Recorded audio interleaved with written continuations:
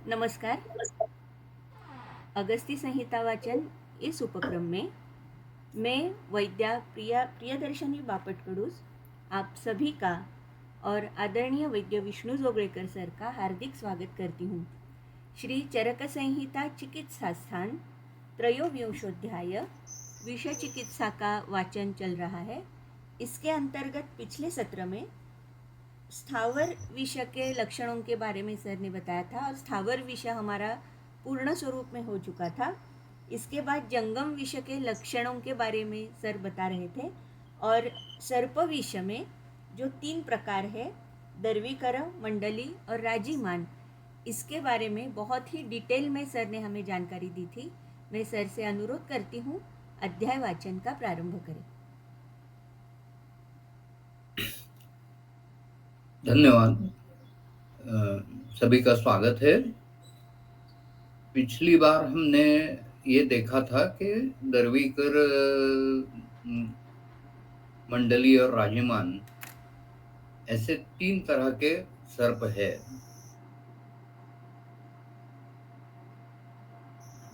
विषैले सर्प है, बाकी विषैले नहीं है, या फिर जिन्हें हम अर्ध विष कह सकते हैं, इस तरह के सेमी पॉइजनस ऐसे बहुत सारे सर्प होते हैं। अभी ये 125 श्लोक तक हम आए थे, तो आज उससे आगे शुरू करते हैं। अभी यह जो श्लोक है, विशेषाद रूक्ष कटुकम अम्लोष्णम स्वादु शीतलम विषम यथाक्रमं तेषां तस्माद वातादि कोपनम। तो श्लोक का सरल अर्थ आप इजीली समझ सकते हैं कि ये दर्वीकर, राजीमान और मंडली, दर्वीकर, मंडली और राजीमान, इन सीक्वेंस में सर्पों का वर्णन दिया है। उनका विष रूक्ष कटु दर्वीकर सर्पों का, अम्ल उष्ण मंडली सर्पों का और स्वादु शीत राजीमान सर्पों का होता है। अभी ये मानो डिक्लेयर किया है कि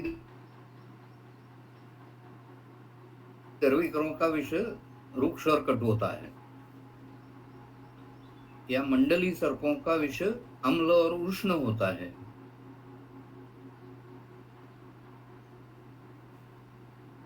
राजीमान सर्पों का स्वादु और शीत होता है। ये किस आधार पर बताया गया, ये हमें बिल्कुल पता नहीं है, क्योंकि विष के गुणों में अनिर्देश्य रस ऐसा पहले ही कह चुके हैं कि जिसका रस बतला नहीं सकते। विष जिस धातु में जाएगा या जिस दोष में जाएगा, उसके रस में वो पहचाना जाएगा। पानी में जैसे रंग, जो रंग डालो उस रंग का पानी होता है, उसी तरह विष जहां भी जाए तो वहां की सब रस वगैरह जो है उस धातु के, वैसा रस धारण करता है, ऐसा पहले कहा है। यानी विष का रस बता नहीं सकते, ऐसा पहले कहा है। और यहाँ कहा है कि दर्वीकर सर्प का रूक्ष और कटु है। तो ये यहाँ अनुमान क्या है और प्रत्यक्ष प्रमाण से क्या सिद्ध होता है, इसमें दिक्कतें है। यानी हम आप्तवाक्य पे भरोसा करते हैं, लेकिन आप्तवाक्यों में अगर ऐसी कंट्रोवर्सी हो कि एक जगह कहा गया है अनिर्देश्य रस है, तो उसका मतलब तो रस बताना असंभव है।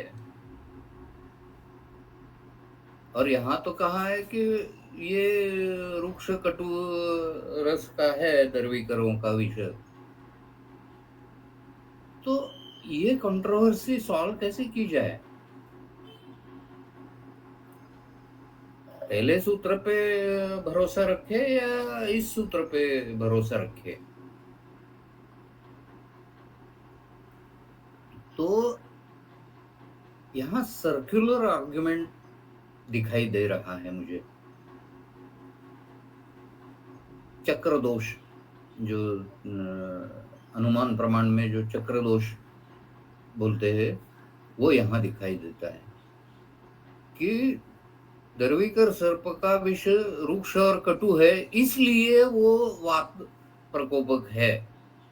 ऐसा कहना बिल्कुल उल्टी दिशा में है। हमें ये दिखाई देता है कि दर्वीकर सर्प का विष वातकोपन है। एक जगह हम कहते हैं कि विष का रस बताया नहीं जा सकता, और ये प्रकोपक है, ये तो हम प्रत्यक्ष में देख सकते हैं। तो उसका कारण यहाँ जोड़ दिया गया है कि ये रुक्ष कटु है, इसलिए ये वातादिकोपन है। एक्चुअली अनुमान में प्रत्यक्ष का आधार होना चाहिए, और प्रत्यक्ष के आधार पे कुछ अनुमान रख सकते हैं। तो ये वातादिकोपन है, इसलिए वो रुक्ष कटु हो सकता है, इस तरह का विवेचन ठीक रहता। लेकिन वो रुक्ष कटु है इसलिए प्रकोपक है, यानी यहाँ कार्य कारण में उल्टा पुल्टा कर दिया है। तो ग्रंथों का वाचन करते वक्त हमें सतर्क रहना चाहिए कि कहीं ऐसे हेत्वाभास तो नहीं हो रहे। ये सर्कुलर आर्गुमेंट है कि ये रुक्ष कटु है इसलिए वातादिकोपन है। और देखो वातादिकोपन तो दिखता है, तो ये रुक्ष कटु होना ही चाहिए। यानी रुक्ष कटु ये अनुमान है, उसके बदले ये प्रत्यक्ष है, इस तरह से बताया गया है। और फिर दूसरी बात आई तो कंट्रोवर्सी की, निर्देश रस कहा और रुक्ष कटु कहा, तो इनमें से कौन सा सच है? तो ये विषयों के जो रस बताए गए हैं वो केवल तर्क है, अनुमान है। हमें रुग्ण में जो लक्षण दिखाई देते हैं उनसे हमें ऐसा अनुमान करना है कि जो प्राधानिक हेतु है विषय, उसके गुण ऐसे ऐसे होंगे। बहुत सारे परंपराओं में भी ऐसा दिखाई देता है कि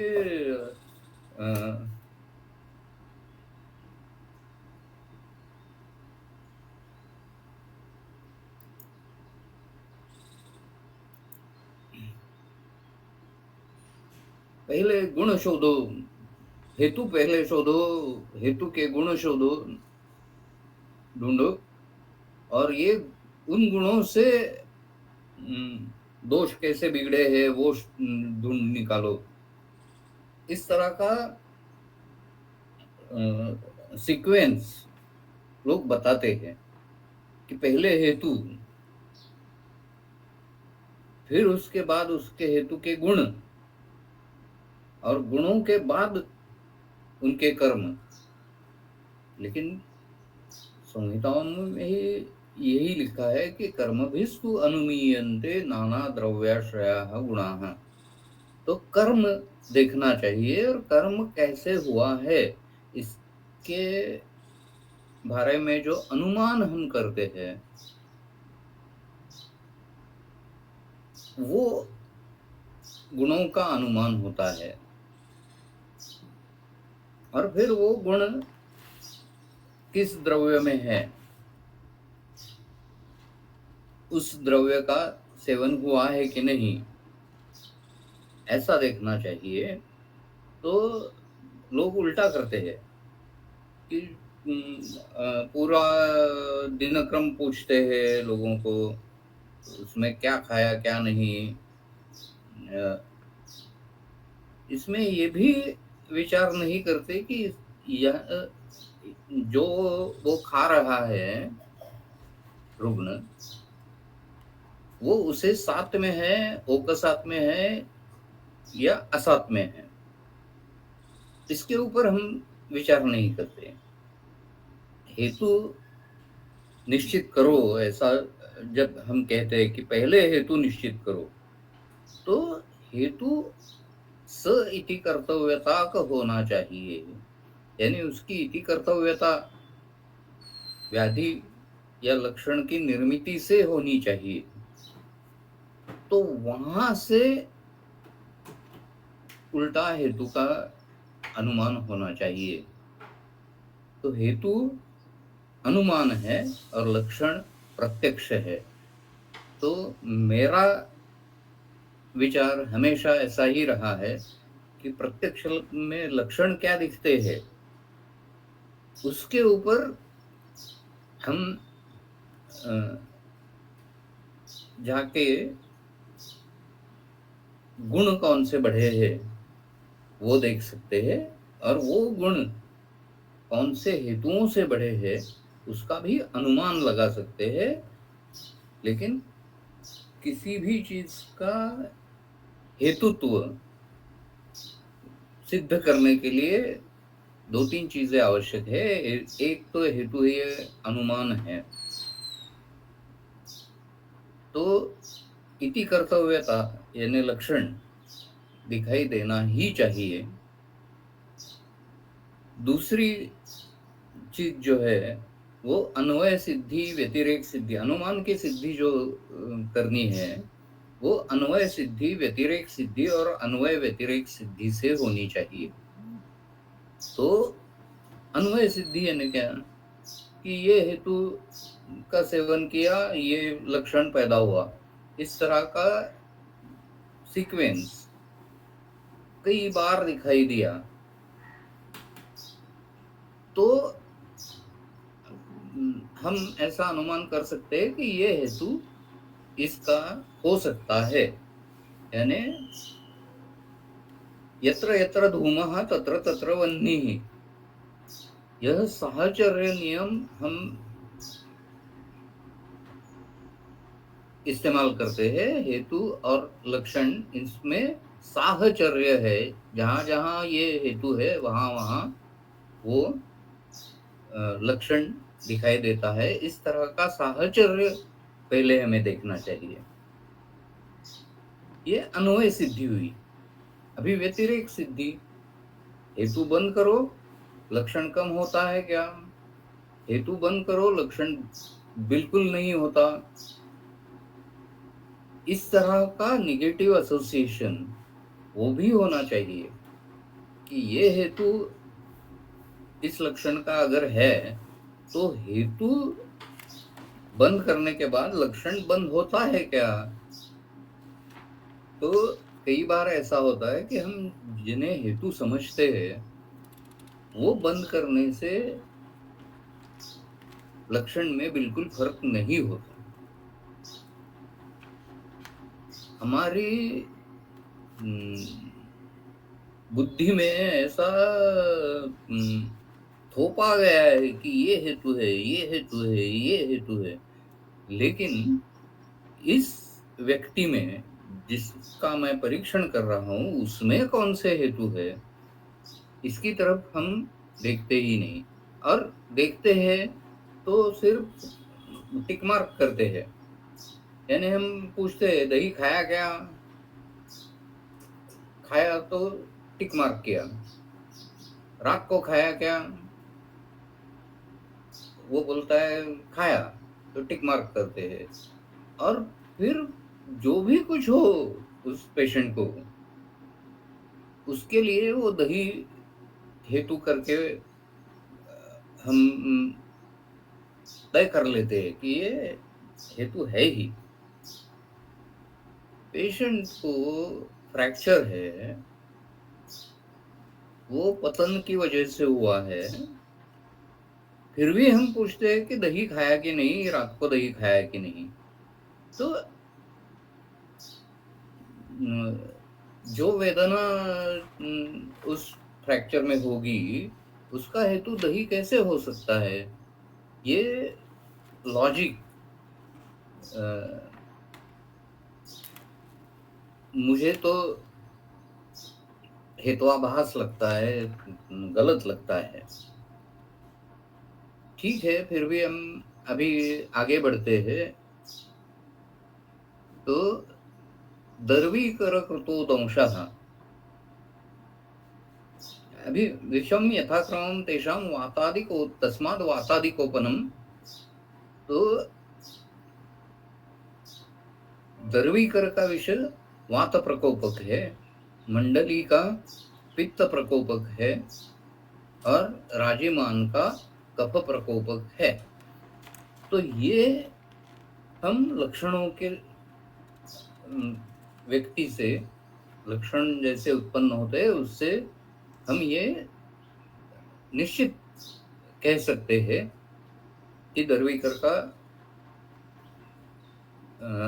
वात प्रकोपक विषय है, क्योंकि उसमें दर्वीकर का विषय जो है उसका एनालिसिस बहुत हो चुका है। वो न्यूरोटॉक्सिक है। दर्वीकर और मंडली दोनों का न्यूरोटॉक्सिक ही है। दर्वीकर और राजीमान दोनों का न्यूरोटॉक्सिक है, और मंडली जो है वो हीमोटॉक्सिक है। यानी दर्वीकर और राजीमान दोनों तरह के सर्पों में हमें पैरालिसिस जैसे लक्षण दिखाई देते हैं। पैरालिसिस बढ़ता जाता है, नर्व में विष का प्रभाव दिखाई देता है। तो ये दोनों न्यूरोटॉक्सिक सर्प है। उनमें भेद ऐसा है कि जो दर्वीकर है उसका विष ज्यादा आशुकारी रहता है, तुरंत उसके परिणाम दिखाई देते हैं। और जो राजिमान सर्प है उनके लक्षण 2-3 घंटों के बाद दिखाई देते हैं। पहले 2-3 घंटे रुग्ण को ऐसा लगता है कि हमें निर्विष सर्प ने काटा है, कोई लक्षण नहीं होता। और बहुत देर बाद अचानक ये न्यूरोटॉक्सिसिटी के लक्षण दिखाई देते हैं। राजिमान में पहला व्यक्त होने वाला लक्षण फेनागम ऐसा कि फेनवर्ती ये लक्षण दिखाई देता है। मुंह से झाग आता है, बहुत गहरा ऐसा झाग आता है। ये दर्वीकर में भी दिखाई देता है, राजिमान में भी दिखाई देता है। लेकिन दरवीकर में ये झाग आने से पहले बहुत सारे लक्षण दिखाई देते हैं, यानी टॉसिस जो हमारी आंखों के पलक है, वो पलक में पैरालिसिस दिखाई देता है। तो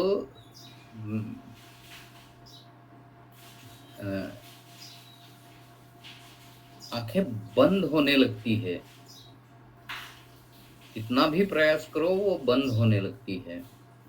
ये टॉसिस लक्षण जो है वो दरवीकर में पहले दिखाई देता है, फेनागम बाद में होता है। राजिमान सर्प में क्या होता है, पहले 2-3 घंटे बिल्कुल कुछ लक्षण नहीं दिखाई देते, फिर एकदम से ऐसा फेनोद्गम होता है, छर्दी जैसा मुंह से झाग आने लगता है, शरीर बिल्कुल ठंडा पड़ जाता है और फिर पैरालिसिस के बहुत सारे लक्षण उसमें दिखाई देते हैं।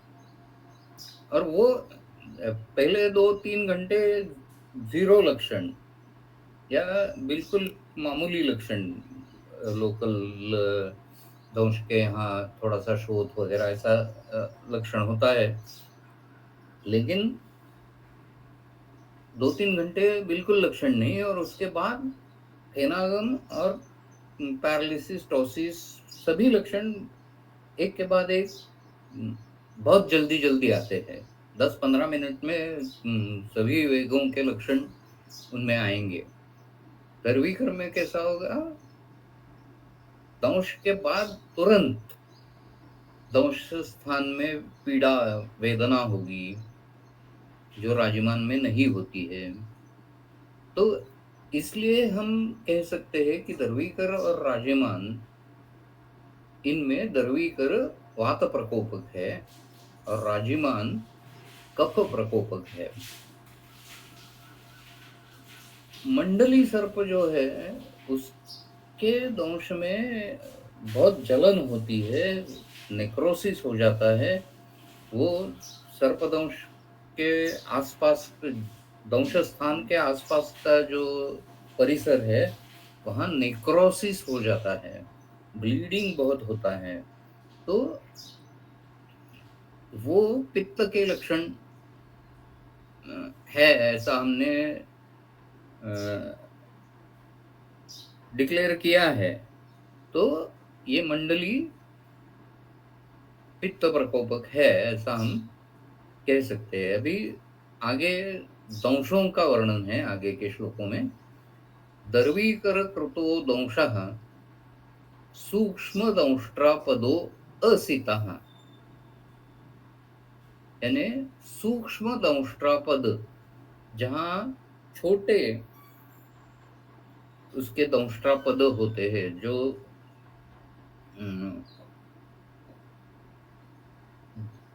दंश के चिन्ह होते हैं वो छोटे छोटे होते हैं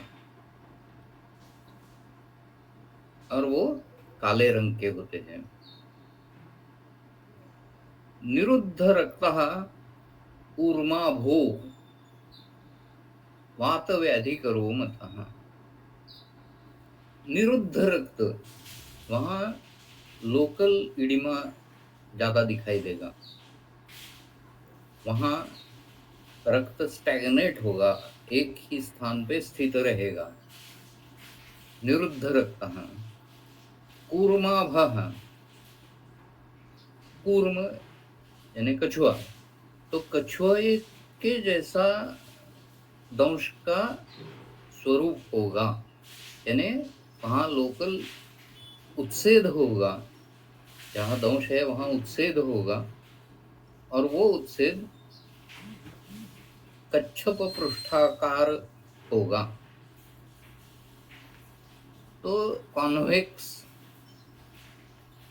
शील्ड जैसा उसका स्वरूप होगा। वात व्याधि करो, पहले से जो वात व्याधि है वो ज्यादा व्यक्त होंगे, और जो नहीं है वो भी होंगे। तो वात व्याधि यानी अशीति वात व्याधि में जो कहे गए हैं वो हनुस्तंभ वगैरह, वैसे वात व्याधि यहाँ दिखाई दे सकते हैं।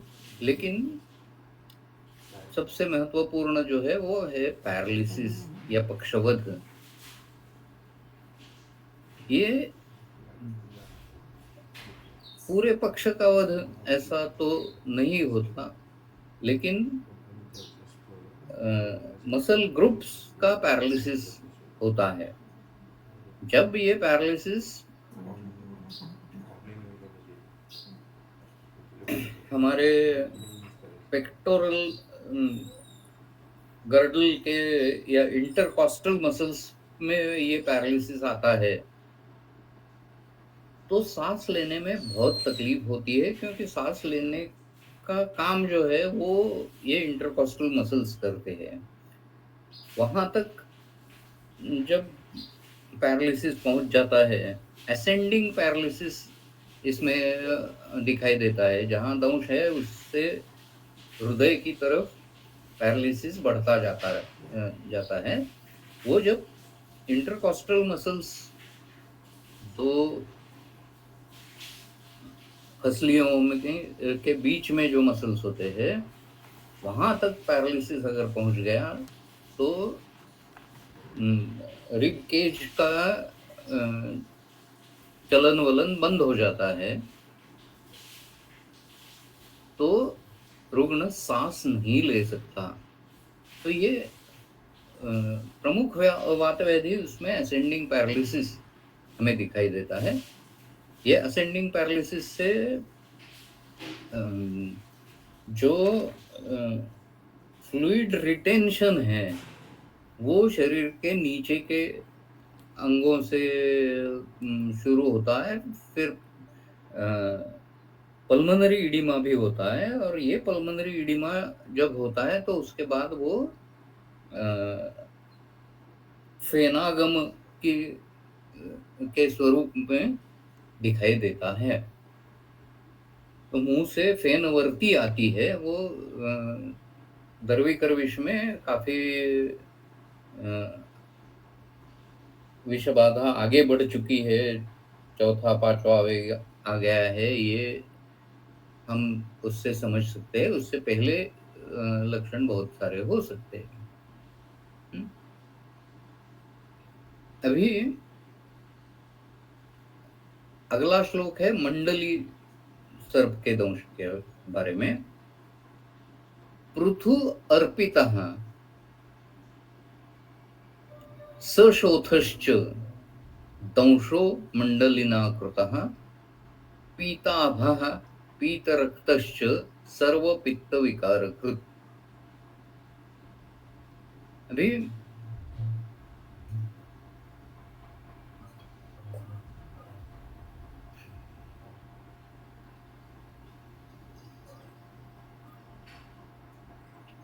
पृथु अर्पितः इति अवगाढ़ दंष्ट्रापदः, ऐसा चक्रपाणी जी ने कहा है। तो ये दंश गाढ़ा होता है, गहरा होता है, चौड़ा होता है। दर्वीकर का दंश सूक्ष्म दंष्ट्रापद है, यह पृथु दंष्ट्रापद है। तो दोनों में फर्क किस तरह से है?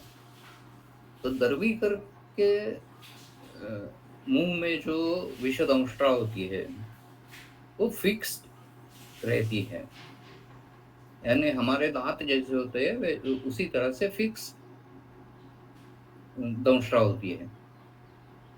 मंडली सर्पों में क्या होता है, वो फोल्डेबल दंष्ट्रा होती है, यानी बड़ा विषदंत होता है, और वो बड़ा विषदंत हमेशा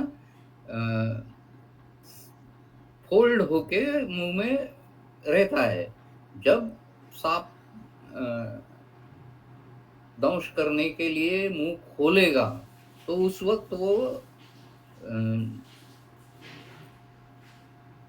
जिस एक तरह से लीवर के एक्शन के वजह से वो बाहर आ जाएगा।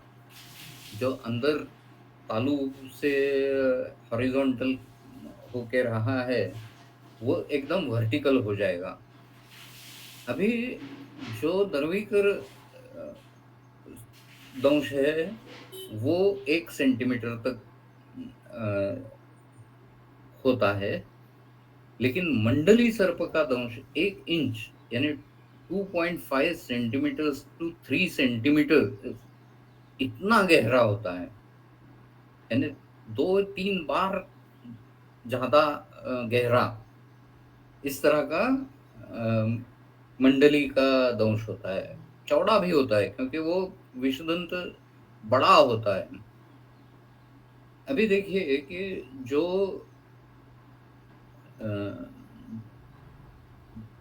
जिन्हें हम कैनाइन टूथ कहते हैं, सुड़े, मराठी में जिसे सुड़े कहते हैं, इस तरह के सर्प के मुंह में जो 2 बड़े विषदंत होते हैं वो दंष्ट्रा, यानी अभी दंष्ट्रा का अर्थ जो कैनाइन टूथ है वो है। तो दरवीकर के दंष्ट्रा जो है वो फिक्स रहते हैं, तो छोटे हैं, 1 सेंटीमीटर तक वो शरीर में घुस जाते हैं। लेकिन मंडली सर्प के फोल्डेड होते हैं और वो 1 इंच यानी 2.5 से 3 सेंटीमीटर तक गहरा दंश उसमें होता है। तो पृथु अर्पितः अर्पितः इति अवगाढ़ दंष्ट्रापदः, ऐसा वर्णन उसका किया है। सशोथश्च, बहुत सारा शोथ वहां होता है। देखिए दरवीकर में भी शोथ होता है, लेकिन वो धीरे धीरे होता है। जैसे जैसे शाखाओं के वेसल्स में जो छोटे छोटे मसल्स है उनका पैरालिसिस होता जाएगा, वैसे वैसे स्टैग्नेशन बढ़ता जाएगा और स्टैग्नेटरी इडिमा आ जाएगा। लेकिन मंडली में क्या होता है, इन्फ्लेमेशन होता है। तो वहां बाहर से फ्लूइड आता है, पहुंचता है और सूजन बहुत आती है। ये सूजन कभी कभी तो एंजियोन्यूरोटिक इडिमा जैसा कुछ क्षण में वो शाखा बहुत बड़ी हो जाती है। यानी वहां हमें ऐसा चित्र दिखाई देता है कि एक शाखा है वो उसका कुछ 3-4-5 सेंटीमीटर उसका चौड़ापन है, तो दूसरी शाखा का 10-12 सेंटीमीटर यानी डबल ट्रिपल ऐसा ऐसी सूजन ये मंडली सर्प के दंश में हो सकती है। एंजियोन्यूरोटिक इडिमा जिसे कहते हैं उस तरह से। पीताभः पीतरक्तश्च, उसका दंश में जो कलरेशन होता है वो पीताभ होता है। वो पस सेल्स और हीमोलाइसिस, ये दोनों से क्या होता है कि हीमोग्लोबिन का जब विघटन होता है तो उसमें हीमोलाइसिस में इस तरह का पीत वर्ण दिखाई देता है। बिलिरुबिन वहाँ बिलिरुबिन में परिवर्तन हो जाता है, तो वो दंश जो है वो पीताभ होता है। पीत रक्त यानी हम सिरावेद जब करते हैं और रक्त बाहर आता है तो उसमें पीली छटा ज़्यादा आती है, वो ज़्यादा लाल में पीला रंग घुल देने से एक अलग तरह का पीताभ, यानी पूरा पीत नहीं है, लेकिन पीत की झलक, पीले रंग की झलक उसमें दिखाई देता है। और सर्व पित्त विकारकृत, ये सर्व पित्त विकारकृत फिर एक बार we have to take with pinch of salt. जो पित्त विकार है वो सभी के सभी उस व्यक्ति में होंगे ऐसा बिल्कुल नहीं है। जो पहले से है तो वो बढ़ जाएंगे। ऐसा हो सकता है कि मंडली सर्पदंश के बाद पलित हो सकता है, लेकिन वो 4-8 दिन के बाद होगा। ऐसा नहीं होगा कि सर्पदंश हुआ और काले बाल है वो सफेद हो गए, ऐसा तो नहीं होगा। तो ये we have to take with pinch of salt. थोड़ा कम विश्वास रखेंगे। ऐसे जो सुपरलेटिव शब्द आते हैं, सर्व पित्त विकार, ये तभी ऐसा वर्णन थोड़ा गलत है। वहाँ ज्यादातर पित्त विकार होते हैं, ऐसा उसमें परिवर्तन किया तो ज्यादा समझ में अच्छा आएगा। कृतो राजिमता दंशः पिच्छिलः स्थिरशोफकृत् स्निग्धश्च पाण्डुश्च सान्द्र असृक् श्लेष्म व्याधि समीरणः। अभी राजिमान सर्प का दंश है, वो पिच्छिल रहता है वहाँ। देखिए, सर्प विष जो है वो सर्प की लाला है। वहाँ एक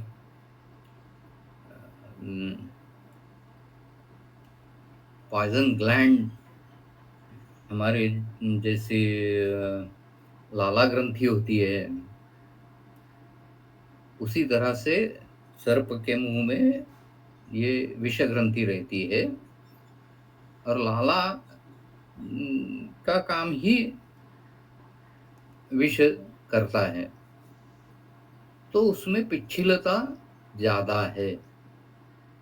तो वो दंश में भी दिखाई देता है कि दंश के आसपास भी ऐसा चिकना चुपड़ा पिच्छिल ऐसा दिखेगा। स्थिर शोफकृत, जो शोफ होगा वो स्थिर रहता है।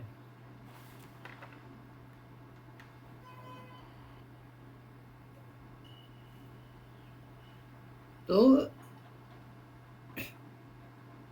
जो दंश है वो स्निग्ध रहता है, पांडुर रहता है, क्योंकि वहां से ब्लड सर्कुलेशन बंद हो गया है। वहां जो है वो बिल्कुल फीका फीका है, पूरा बंद हो गया तो वो काला रंग आ जाएगा, जैसा द्रवीकर में होता है। यहाँ राजिमान में पूरा सर्कुलेशन बंद नहीं होता, थोड़ा कम रहता है, थोड़ा थोड़ा सर्कुलेशन शुरू रहता है, तो काले रंग के बजाय पांडु वर्ण आ जाता है, फीका रंग आ जाता है। सांद्र अश्रु, डेंसिटी जो ब्लड की जो डेंसिटी है वो बढ़ जाती है उसमें का जो देखिए, रक्त जो सिराओं में बहता है वो रक्त सस्पेंशन है, उसमें लिक्विड रस धातु है और रस धातु में रक्त धातु सस्पेंडेड है। तो ये रस धातु है वो रक्त में से चला गया तो जो बाकी रक्त रह जाएगा वो गाढ़ा हो जाएगा, सांद्र हो जाएगा और ये हमें सिरावेद करने के बाद दिखाई देगा। श्लेष्म व्याधि समीरण, यहाँ समीरण शब्द का प्रयोग किया है। वो समीरण वात का भी निर्देश करता है और यहाँ समीरण शब्द का अर्थ है श्लेष्म व्याधि जो है उनको बढ़ावा देना, उनको उचकाना, ऐसा भी अर्थ है। समीरण अग्नेः, आग को हम हवा देते हैं तो वो आग फूल जाती है, लेकिन बहुत ज्यादा हवा आती है तो अग्नि नष्ट भी हो सकता है। अग्नि कितना बड़ा है उसके ऊपर ये हवा का असर रहेगा। छोटे दिए की ज्योति है वो ज्यादा जोर से हवा आई तो बंद हो जाती है, बुझ जाती है। लेकिन जंगल में जब आग लग जाती है तो हवा जब लगती है उसको तो वो फैल जाती है। तो वायु का काम ये हवा देना ऐसा है। यहाँ श्लेष्म व्याधि समीरण ये शब्द दंश का विशेषण है। तो राजिमान का दंश श्लेष्म व्याधि समीरण है, यानी श्लेष्म व्याधि को बढ़ावा देता है। अभी न्यूरोटॉक्सिसिटी इसमें भी है। वैसे देखा जाए तो सभी सर्पों में, सर्प विषों में न्यूरोटॉक्सिक एंजाइम्स होते हैं, हीमोटॉक्सिक भी होते हैं। यानी ऐसा नहीं है कि जो दरवीकर है उसमें हीमोटॉक्सिसिटी बिल्कुल नहीं होगी, होगी, लेकिन उससे ज्यादा क्या होगा तो न्यूरोटॉक्सिसिटी होगी। मंडली में न्यूरोटॉक्सिसिटी होगी नहीं ऐसा थोड़ा ही है, वहां भी न्यूरोटॉक्सिसिटी होगी, लेकिन उससे पहले हीमोटॉक्सिसिटी होगी। तो विषय में जब हम एनालिसिस करते हैं उसका तो बहुत सारे एंजाइम्स उसमें है, प्रोटीन्स है, और वो प्रोटीन्स न्यूरोटॉक्सिक भी है, हीमोटॉक्सिक भी है, और बाकी अन्य परिणाम करने वाले भी एंजाइम्स उनमें है।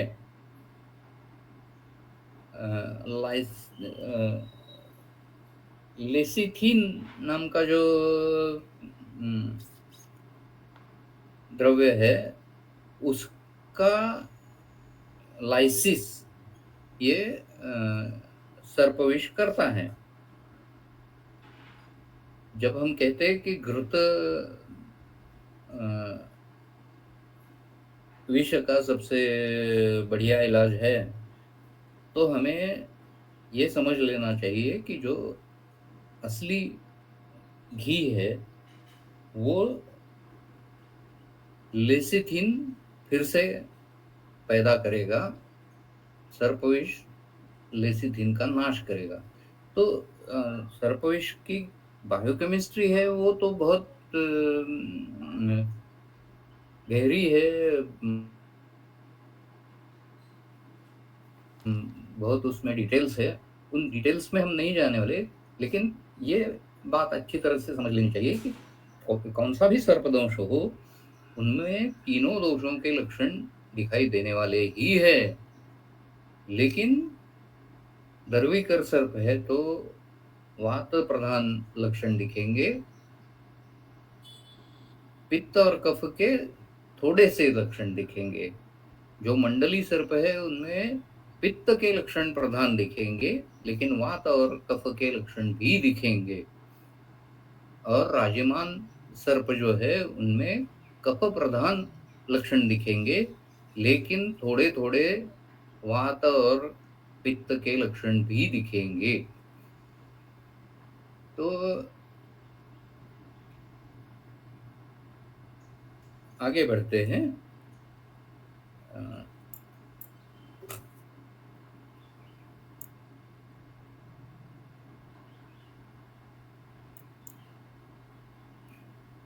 हम्म,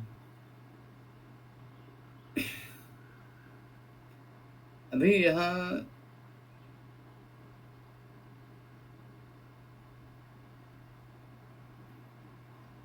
जिस सांप ने काटा है उसके बारे में कैसे अनुमान करना है, इस तरह के कई श्लोक यहाँ हैं। वृत्त भोगो महाकायः श्वसन ऊर्ध्वे क्षणः पुमान् स्थूलमूर्धा समांगश्च स्त्री त्वतः स्यात् विपर्यया।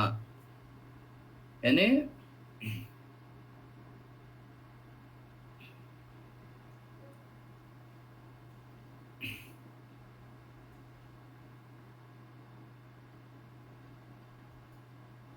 जो सांप है वो बड़ा है, महाकाय है। वृत्त भोग, भोग यानी फणा, तो जिसका फणा गोलाकार है, जो बड़ा सांप है, ऐसा सर्प नर सर्प होता है।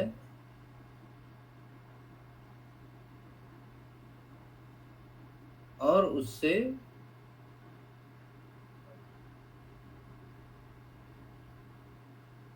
ऊर्ध्व श्वास ये लक्षण पैदा होता है, ऊर्ध्व ईक्षण ये भी लक्षण पैदा होता है। ईक्षण यानी आंखें ऊपर जाती है। अभी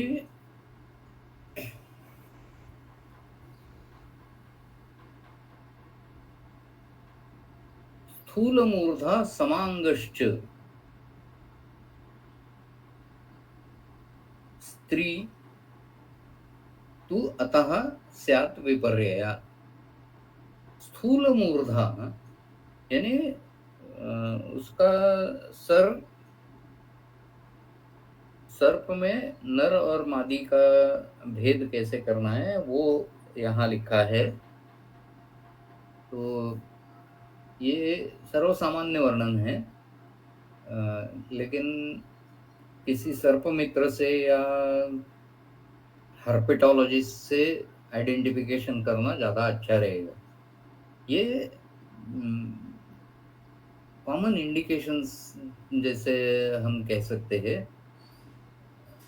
लेकिन बहुत सारे सर्प देखने के बाद ही इसमें हम इजीली बता सकेंगे कि ये मेल स्नेक है या फीमेल स्नेक है।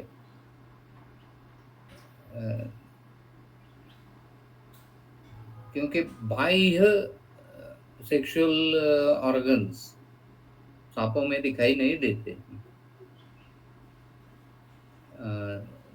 तो ये सेकेंडरी सेक्सुअल कैरेक्टरिस्टिक्स यहाँ बताई है। तो इनके ऊपर अगर अभ्यास करना है तो हर्पेटोलॉजी का अभ्यास आप कर सकते हैं। ये इंडिकेशन यहाँ जो दिया है, स्थूल मूर्धा समांग, यानी महाकाय नहीं रहता। स्त्री सर्प नर सर्प के तुलना में महाकाय नहीं रहता। वृत्त भोग की बजाय यहाँ स्थूल मूर्धा होगा, यानी पूरा फैलने वाला फणा नर सर्पों में होगा और मादी सर्पों में थोड़ा कम फैलेगा। नर सर्पों में गोल आकार होगा फणा का, और स्त्रियों में वो ज्यादा ऐसा ब्रॉड ज्यादा होगा। तो इस तरह के जो सेकेंडरी सेक्सुअल कैरेक्टरिस्टिक्स है वो देखते हैं। श्वसन ऊर्ध्वे क्षण, ये कई लोग ऐसा कहते हैं कि ये सर्प के नहीं तो सर्पदंश के लक्षण है। तो वृत्त भोग महाकाय ये तो सर्पदंश के बाद पुरुष में नहीं होने वाला है। ये जो लक्षण है ये नर सर्प के लक्षण है, और उसकी आंखें ज्यादा ऊपर रहती है और स्त्री की आंखें ज्यादा नीचे रहती है। अभी ये बहुत ही जनरल टाइप ऑफ डिस्क्रिप्शन है, यानी गहू वर्ण, जैसे हम गहू वर्ण कहते हैं, वो गहू वर्ण तो उसमें बहुत सारी शेड्स होती है। तो इसी तरह से ये नर और मादी सांप में भेद कैसे करना है वो उनके बाकी स्केल्स की कैरेक्टरिस्टिक्स वगैरह उससे हमें पता चलता है।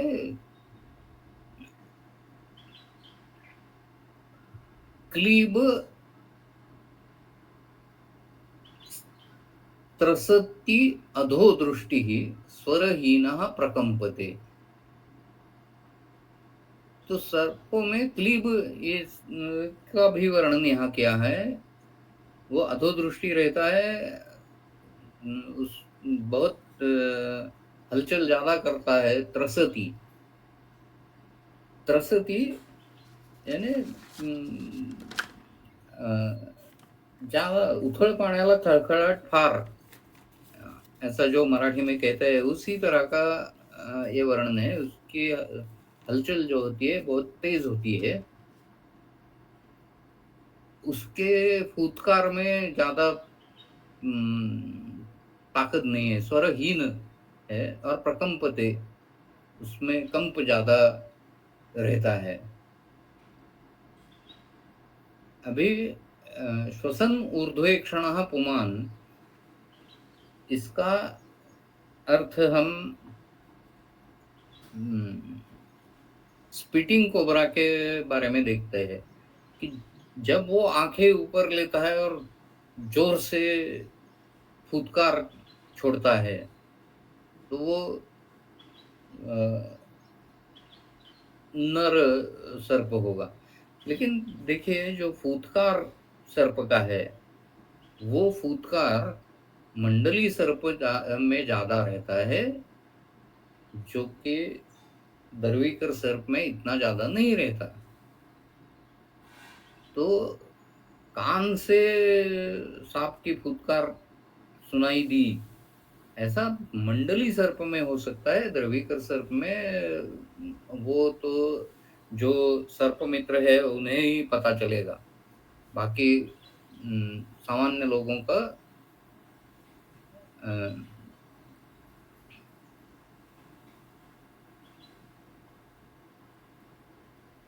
वो काम नहीं है।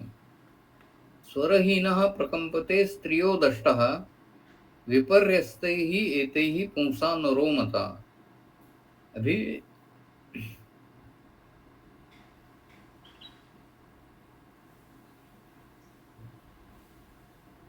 इसमें विष तीव्रता सर्पाणां पुरुषादिभेदः विष तीव्रतादि ज्ञानार्थं तत्कृत चिकित्सा भेद ज्ञानार्थं च आह। तो ये बताने का मतलब क्या है, दो उद्दिष्ट है। विष की तीव्रता कितनी है वो समझ लेना चाहिए, और चिकित्सा में अगर भेद करना है तो उसके लिए ये उपयुक्त है। स च भेदः इह अनुक्तोपि तंत्रांतरात् ज्ञेयः। वो भेद क्या है वो यहाँ बताया नहीं है, वो दूसरे तंत्र से पढ़ लेना चाहिए। मैं कहता हूँ हर्पेटोलॉजी से कहना चाहिए, देखना चाहिए।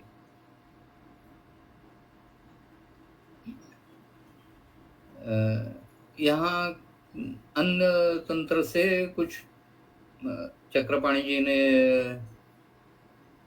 वचन दिए हैं। अहि सावित्रे पच्यते रात्रौ स्त्रियः तीव्रविषा तथा अग्नि अन्ही पुरुषा सदा। यानी दिन में पुरुष सर्प ज्यादा तीव्र विष रहते हैं, रात में स्त्री सर्प ज्यादा तीव्र विष रहता है। ये बहुत जनरल वर्णन है। स्त्री दष्टे भिषजा कार्यम सुपचारस्तु अनारंभे।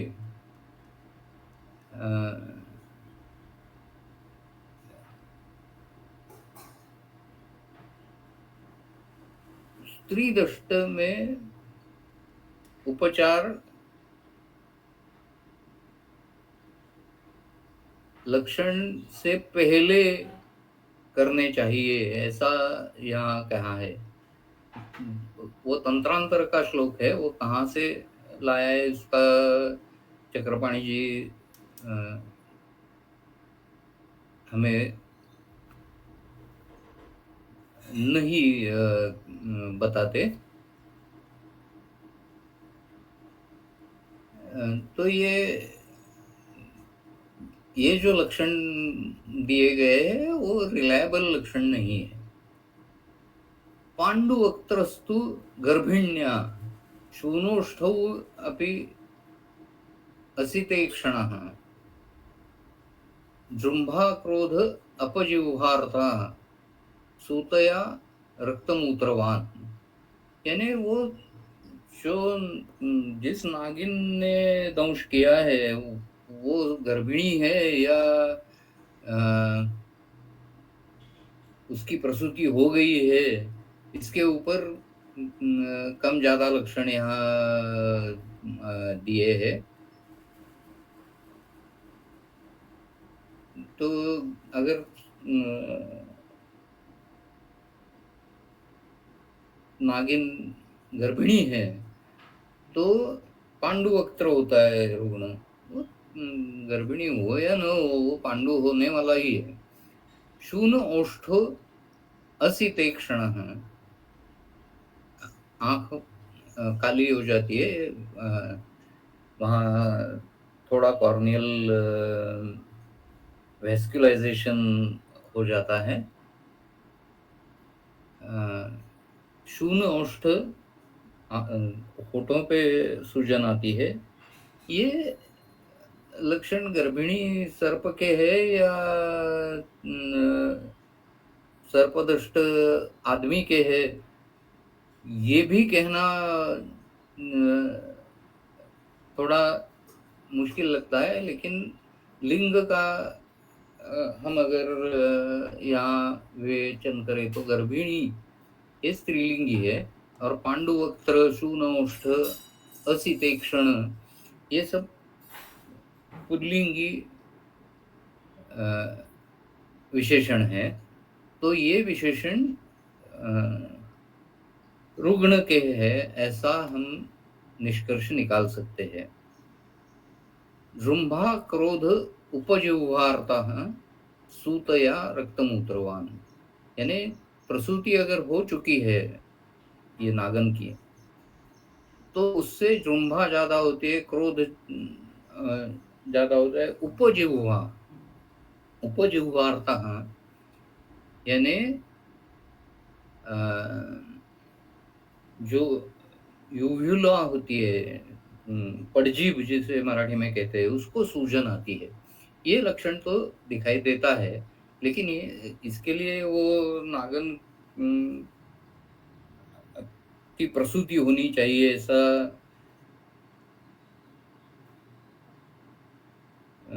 कुछ जरूरी नहीं है। अभी देखिए कि सांपों के दो प्रकार होते हैं। एक प्रकार के सर्प राजमान या द्रविकर जो है वो अंडे देते हैं, और जो मंडली सर्प है वो पिल्ले देते हैं। यानी डायरेक्टली उनके बच्चे पैदा हो जाते हैं, वो अ, पैदा होते ही वो सांप की तरह रहते हैं। लेकिन दरवीकर या राजीमान ये सर्प है, ये अंडे डालते हैं। किंग कोबरा है वो तो अ, स्पैरो या क्रो जैसा उसका नेस्ट बनाता है, अ, और उन अंडों का संरक्षण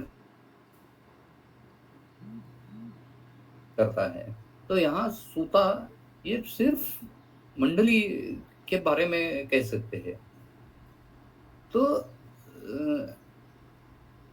ये जो लक्षण है वो इसे हम ज्यादा दंत कथा कह सकते हैं। उनमें बहुत बारीकी से जिसका अभ्यास हो वो ये चीजें बता सकता है। जैसे कि जो नेचर वॉचर्स है, निसर्ग प्रेमी जो रहते हैं, वो बहुत छोटे छोटे बातों से पता कर लेते हैं, और जो जंगल में रहते हैं उनको छोटी छोटी बातों से पता चलता है। हमें वैसा पता चलेगा ऐसा बिल्कुल मत समझना, वो विशेषज्ञों का काम है। सर्पो गौधेर्य को नाम गोधायां स्यात् चतुष्पदः कृष्ण सर्पेण तुल्यः स्यात् नाना सुरमिश्र जाते हैं। तो ये चतुष्पाद जहाँ चार उसके पांव है, ऐसे सर्प का वर्णन किया है वो गौधेर नाम का किया है। रेप्टाइल्स में सांपों को पाँव नहीं होते, पैर नहीं होते, लेकिन बाकी के रेप्टाइल्स में तो पैर होते हैं। तो कोमोडो ड्रैगन वगैरह जैसे जो रेप्टाइल्स है वो भी विषैले होते हैं, और उनका विष कृष्ण सर्पेण तुल्यः, यानी नाग के तरह होता है, ऐसा सर्वसामान्य वर्णन यहाँ किया है। नाना सिहु मिश्र जाता है, यहाँ उनके बहुत सी मिश्र जाति है, ऐसा यहाँ कहा है। तो एक बात समझ लेनी चाहिए कि क्रॉस ब्रीडिंग सांपों में नहीं दिखाई देता। बहुत सारे ग्रंथों में मैंने पढ़ा है कि ये मिश्र जाति या संकर जन्य जाति, इस तरह के वैकरंज सर्प कहे गए हैं, लेकिन ये वास्तविक नहीं है। उनके लक्षण मिश्र हो सकते हैं, लेकिन वो सर्प मिश्र योनि है ऐसा कहना गलत होगा। वैसा वास्तव में दिखाई नहीं देता।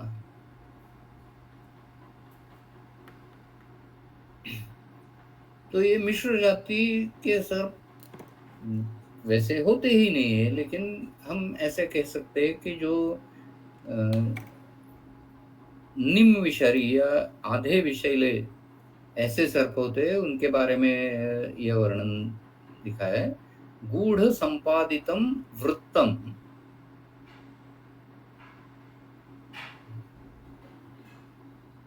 पीडितम लंबित अर्पितम सर्पितम च भृषावादम दंशा ये अन्ये न ते भृषाः, यानी ये कम दिखाई देते हैं। न ते भृषाः बार बार नहीं होते। लंबित अर्पित अर्पित सकल दंष्ट्रा प्राप्त लक्षण,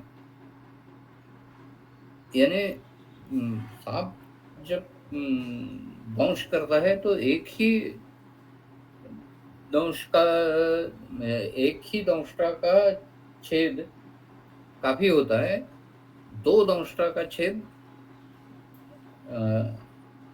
स्ट्रांग ज्यादा रहता है, क्योंकि दोनों जगह दंश के स्थान जो होते हैं वो 2 बड़े छेद और बाकी छोटे छोटे छेद ऐसा दिखाई देता है।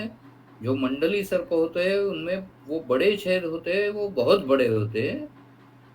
जो दर्वीकर होते हैं या राजमान होते हैं उनके विषदंष्ट्रा के छेद भी तुलना में छोटे, लेकिन बाकी के दांतों के तुलना में बड़े इस तरह के होते हैं। तो इनके लिए ये गूढ़ संपादित, वृत्त, पीड़ित, लंबित, अर्पित, सर्पित ऐसे वर्णन यहाँ किए गए हैं। गूढ़ संपादित का गाढ़ संपादित ऐसा चक्रपाणी जी ने टीका में वर्णन किया है। तो गाढ़ संपादित ऐसा शब्द हस्तलिखित में नहीं है, यहाँ गूढ़ संपादित है। गाढ़ संपादित अतिमात्र अवगाढ़म, गूढ़ संपादित इसका यानी दंश हुआ है, वो जगह आइडेंटिफाई भी नहीं होगी, इतना वो कंसील्ड बाइट जिसे कहते हैं उस तरह की होगी। अभी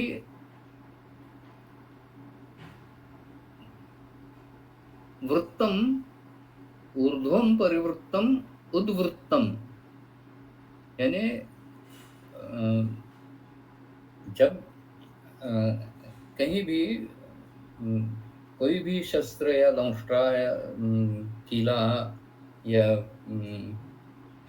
चाकू, इससे जब छेद होता है तो वो छेद होने में स्किन अंदर चली जाती है,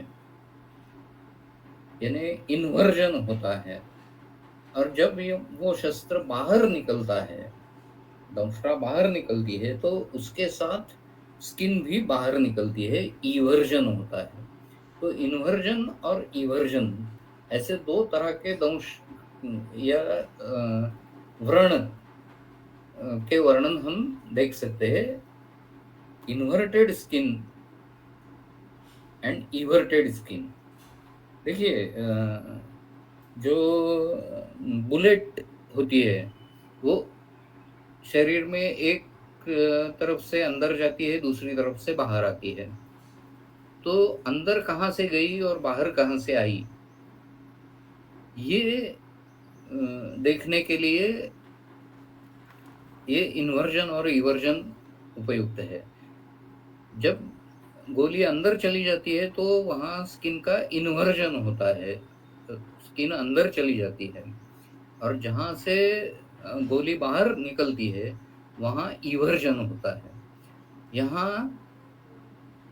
सर्प दंश करने के बाद वो दंशा निकाल लेगा, वो बाहर निकालेगा, छोड़ देगा, तो वहाँ इवर्जन ही होगा।